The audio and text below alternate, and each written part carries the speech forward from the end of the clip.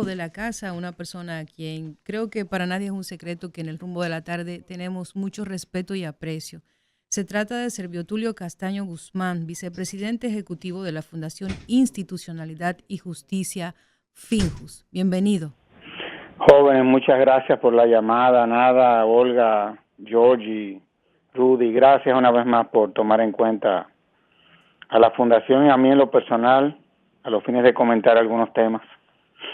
Hemos estado conversando en el primer bloque acerca de este llamado que ha hecho, bueno, además de otras cosas, de este llamado que ha hecho el presidente de la República, Luis Abinader, en relación a tomar el tema haitiano como un pacto de nación y en donde ha hecho ese llamado específicamente al liderazgo, a la oposición, para que puedan también entender que sus propuestas son importantes. ¿Qué opinión le merece desde su punto de vista este llamado? No, yo pienso que hay que ser un insensato el no corresponder a una llamada de esa naturaleza, sobre todo por la situación que se está viviendo, no solamente con la migración haitiana, sino también con la situación que el propio Haití nada se encuentra inmerso. Esa es la realidad. Haití se ha convertido en el principal riesgo de este país. O sea, el tema de la seguridad, el tema nada de una migración cada vez más feroz, esa es la realidad de todo esto. Y es una pena que esto haya llegado a estos niveles. Y este es el fruto, nosotros estamos viviendo la consecuencia de un Estado que históricamente, sobre todo en las últimas décadas, descuidó el tema haitiano. Esa es la realidad de todo esto. Esa es la realidad de todo esto. Y nos está explotando en las manos a todos. Todos estamos viendo ya y somos testigos de esta masificación, de cómo, por ejemplo, ya hay sectores que lo domina esa población ilegal. Más del 40% de los motoconchistas son haitianos, que son contratados para que den ese servicio, para ponerle un ejemplo. Tú te paras en las autopistas o en cualquier semáforo y los venditeros, muchos de ellos ilegales, son haitianos, que están en condiciones de ilegalidad inclusive.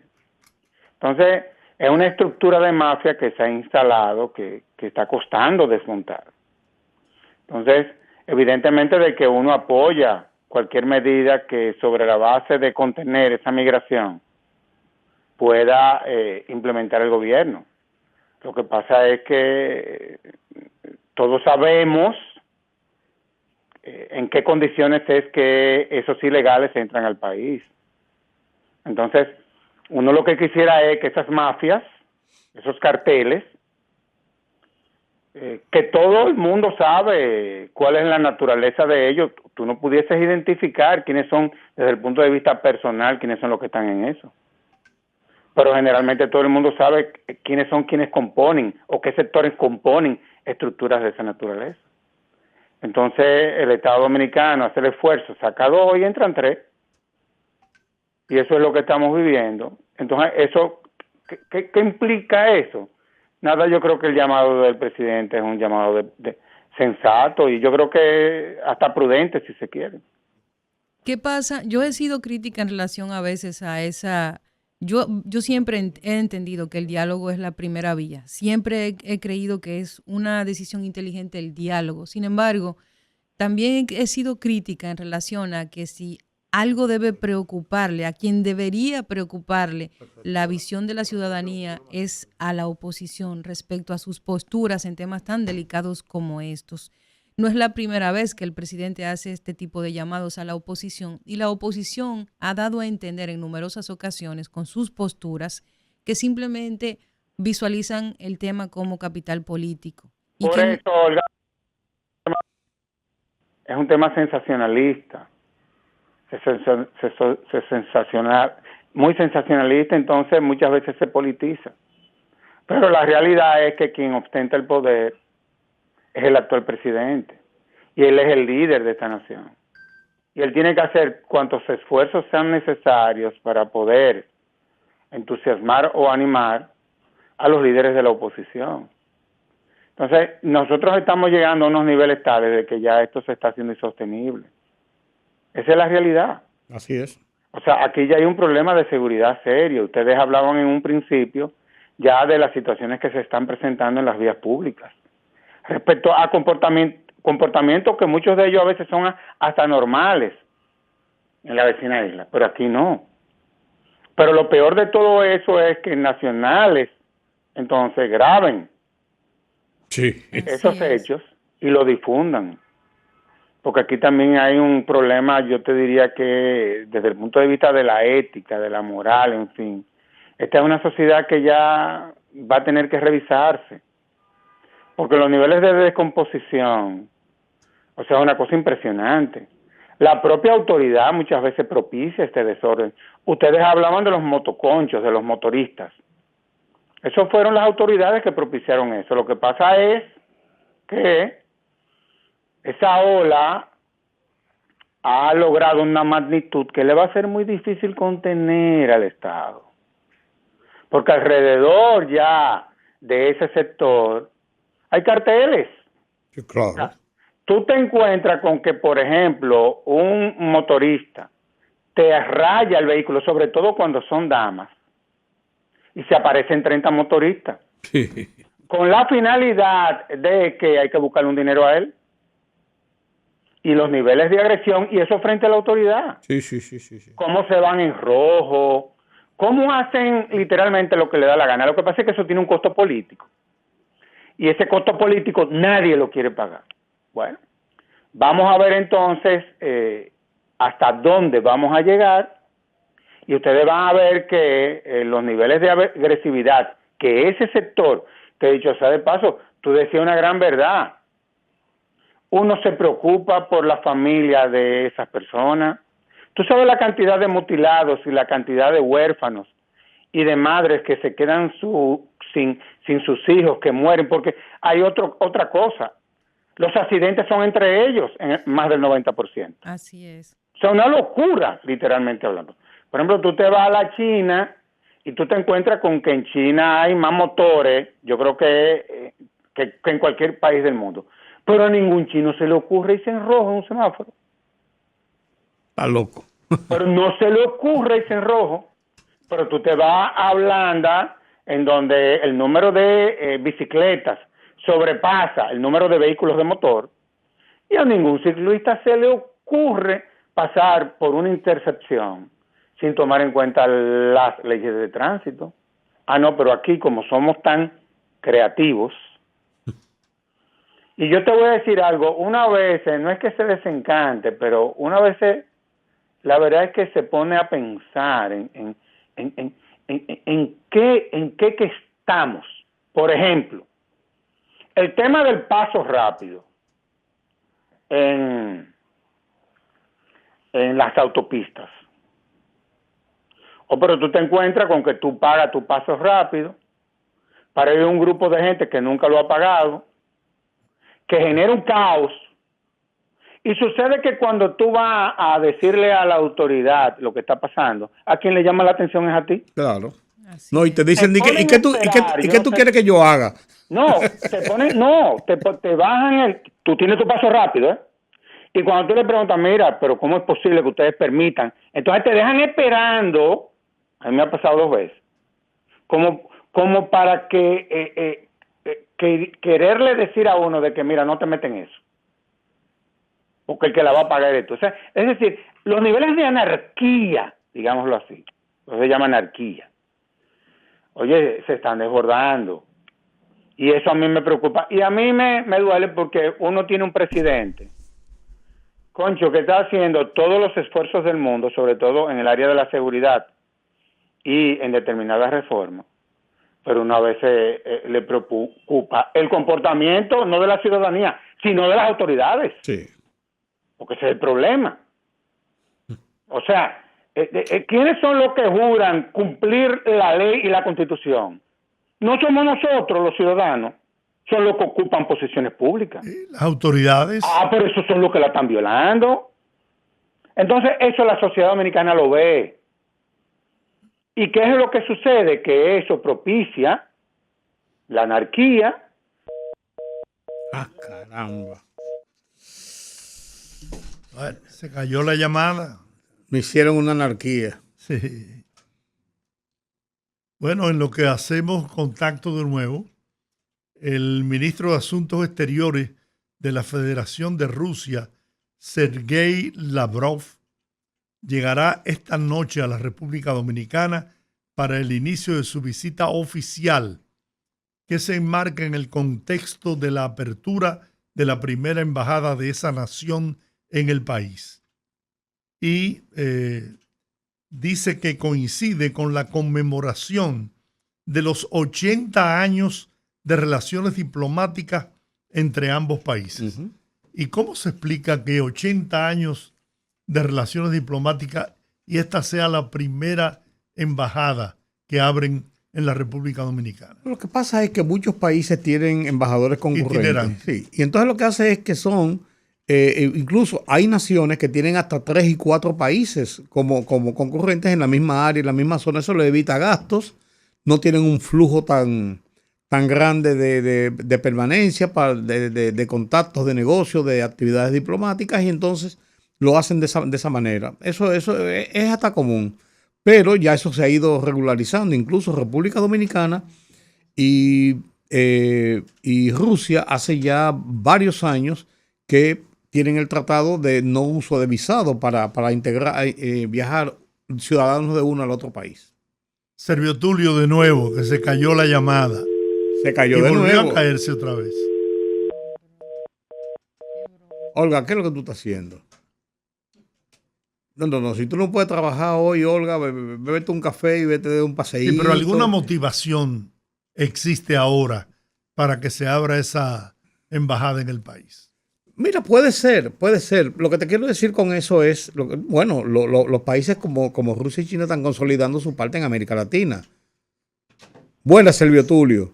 Bueno, vemos de nuevo. Diga, agárrala ahí para que no se caiga. No, y la verdad es que yo creo que eso que está proponiendo el presidente es propicio, oportuno. Y yo no creo que nadie se pueda negar, porque tampoco el presidente está convocando a esos sectores para que le apoyen las medidas que ellos están diseñando. Es todo lo contrario. Que aporten. Se puede aportar porque se trata de un problema de nación. O sea, este es un problema de nación. Incluso él lo dijo directamente. No apoyen al gobierno, lo que está haciendo. Aporten para que lo hagamos mejor. No, y las críticas cuando son constructivas son buenas. Claro. Eso es lo mejor. Pero yo creo que es importante en esta ocasión que él se junte con los 4 líderes, que se junte con los partidos políticos, con los líderes del Congreso, en fin. Porque yo creo que es el momento de que este tema nos unamos y que tengamos una visión coherente todos. Porque a veces la percepción y la impresión que damos, inclusive desde el punto de vista internacional, es que andamos dispersos, en donde cada uno de los sectores está diciendo cosas diferentes. Claro. Entonces, si eso es así, bueno, pues vamos a resolver el problema.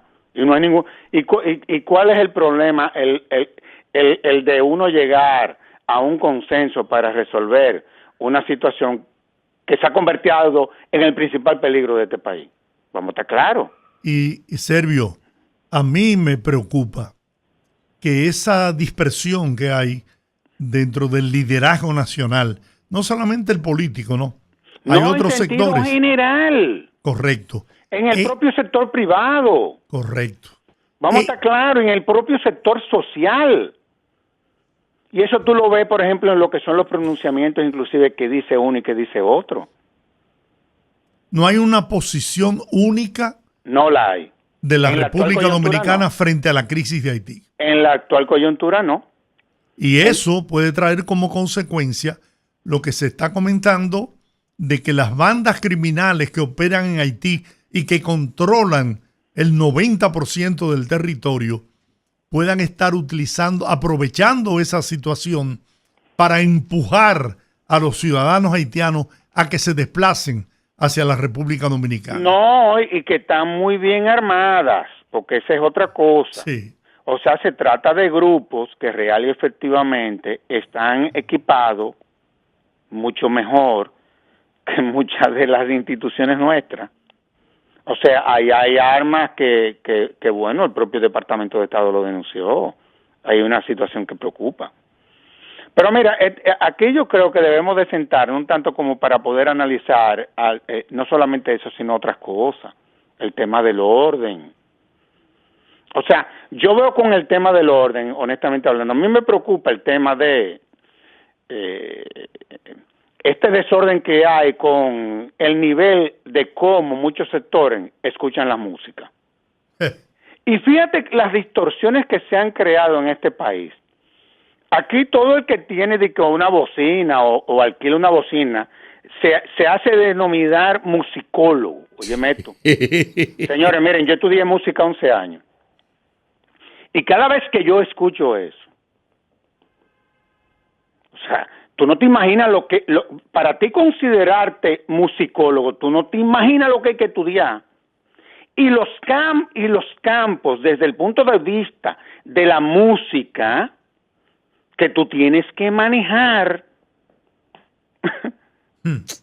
Entonces, yo no sé si ustedes me están entendiendo, pero claro, es que dicen, utilizan la expresión de musicólogo, pero no saben lo que eso significa. Pero musicólogo aquí no hay ni 5 gente. No, y ten cuidado que si saben que tú sabes de música te dicen colega. No, porque es verdad. Pero es un caso, ¿tú entiendes? Entonces yo creo que sí, yo creo que hay que apoyar y ojalá y que la oposición, creo que la Fuerza del Pueblo ya dijo que sí, hoy esta tardecita, creo, sin mal no leí bien. Y el PLD tiene una conferencia de prensa esta tarde. Se está especulando que para dar una respuesta a esa carta que fue pública, que se le envió el viernes. Ojalá. El presidente ha dicho que no necesariamente eso tiene que ser en el Palacio. No, lo ha dicho, yo voy donde quiera. Eso se haría en el terreno que se quiera. Y dijo los 4 juntos o 1 a 1, como quiera. El tema es que nos reunamos y hablemos de esto. Como hay diferencias desde el punto de vista ideológico, quizás hay quienes no se quieran juntar, pero eso se puede hacer de manera individual con el presidente y luego tratar de ver con el liderazgo del presidente cómo se junta todo el mundo. Y eso le mandaría un mensaje de madurez grandísimo.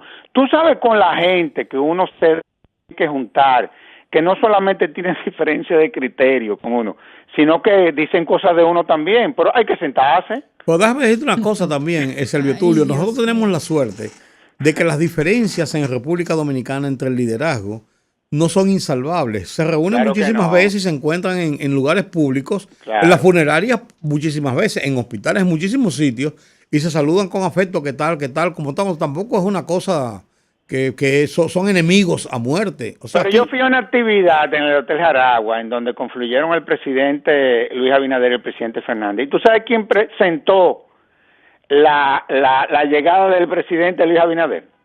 El presidente Fernández, que era el que estaba hablando. Claro. Eso tú no lo ves en ningún país. Sí, es lo que te digo, no son situaciones insalvables y tan difíciles.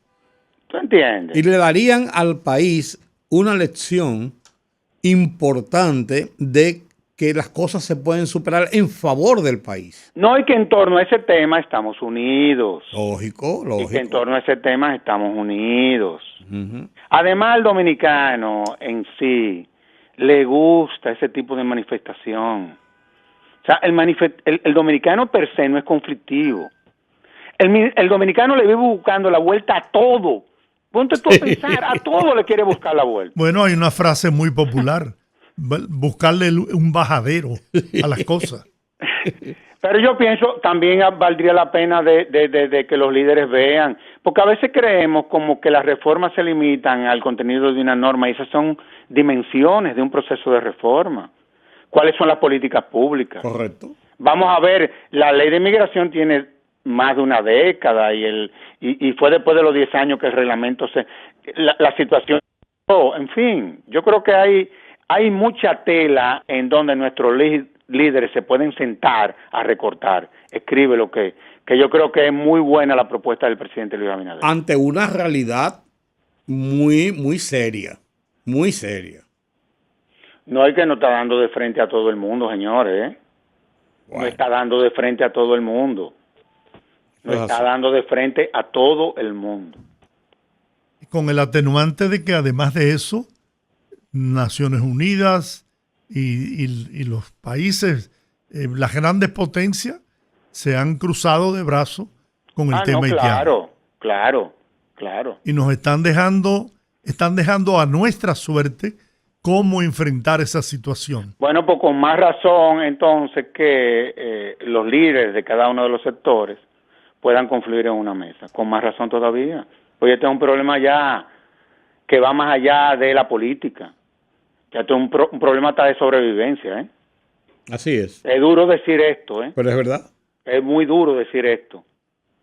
Pero parecería que la República Dominicana y Haití se parecen al nido de un águila. Ustedes saben lo que pasa con el nido de un águila. Un águila pone 2 huevos y un pichón se come el otro. Sí. Vamos a ponerle ojo a todo esto y sobre la base de lo que dicen nuestras leyes y cumpliendo con los protocolos internacionales, hacer lo que como nación nos corresponde. Así es. Bueno, Servio Tulio, muchas gracias, como Agradezco siempre. esta llamada porque me permite volver de nuevo a la palestra que me había ausentado por razones que, bueno, Olguita sabe. Sí, pero Olga, que sabe, lo dijo aquí, dijo simplemente, por fin volvió. No. Yo no soy baúl de nadie. Sí, porque a pesar del dolor, a pesar de las pérdidas, claro. a pesar de las tragedias que ninguna de nuestras familias estaban esperando, Claro. tenemos que seguir adelante. Sí, señor. Así Sí, señor. ¿Está bien? Hermano, un abrazo. Un abrazote a todos. Igual para ti. Qué bueno tener a Servio Tulio otra vez por aquí, por Rumbo de la Tarde, escuchar sus opiniones y sus posiciones. No lo oíamos, pero él vive atento al programa porque a cada rato que estamos diciendo cosas, me suelta un WhatsApp. Mire, siempre es bueno mandar saludos a Servio Tulio, a Daniel Pou, que siempre escucha el programa, Nelson Encarnación, Domingo Batista. No el Domingo Batista que todos conocemos, sino el periodista. O sea, que hay un grupo de personas. Aníbal Vázquez. Doña Ligia. Que son personas que están fijas con el programa. Sí. Y que nos honra que ellos estén siempre ahí en